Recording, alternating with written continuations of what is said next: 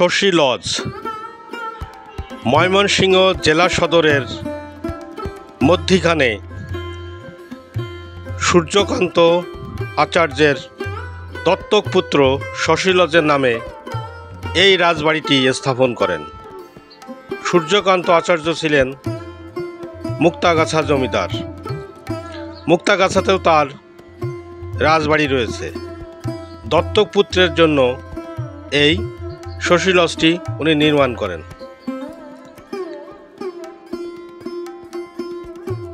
জমিদার সূর্যকান্ত আচার্য চৌধুরী নিঃসন্তান ছিলেন। তাদের বংশে কোনো পুত্র সন্তানের জন্ম হতো না।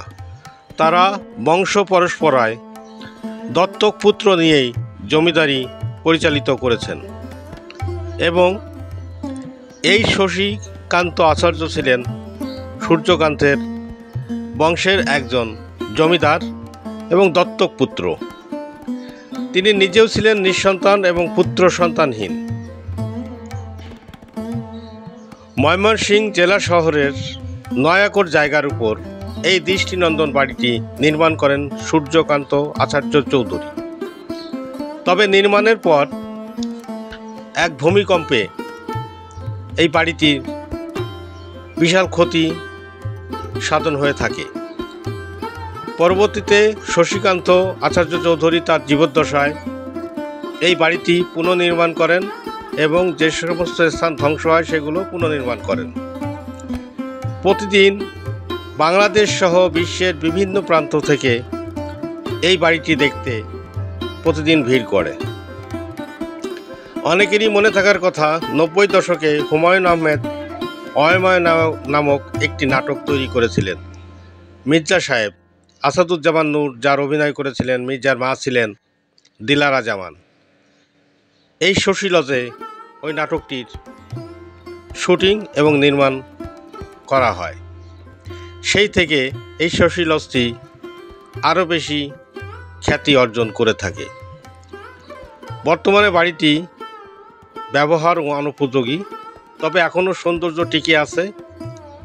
কিছুদিন এখানে শিক্ষক প্রশিক্ষণ কেন্দ্র হিসেবে ব্যবহার হয়েছে। এই ভবনের সামনে রয়েছে গ্রিক মূর্তি ভেনাসের প্রতিকৃতি। 24 জুলাই আন্দোলনের পরে এই মূর্তিটি ভেঙে ফেলা হয়, বর্তমানে এখানে নাই।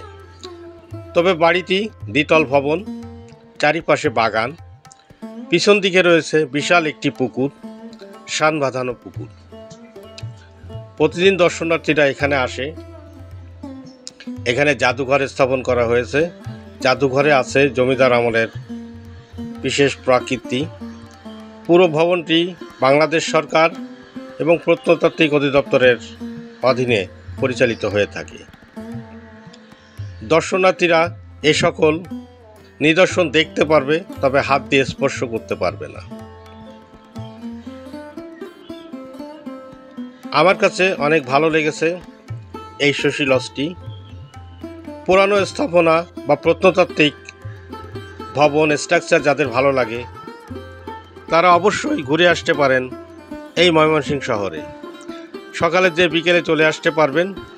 ঢাকা থেকে অতি নিকটে। ঢাকার মহাখালী থেকে প্রতি আধা ঘন্টা পর পর ময়মনসিংহের উদ্দেশ্যে বাস ছেড়ে যায়। ময়মনসিংহ শহরে নেমে রিক্সা যোগে আপনি এই শশী লজে যেতে পারবেন। শুধু শশী লজ কেন, আশেপাশে আছে আলেকজান্ডার ক্যাসেল অর্থাৎ লোহার কুঠির বা লোহা দেওয়া বাড়ি,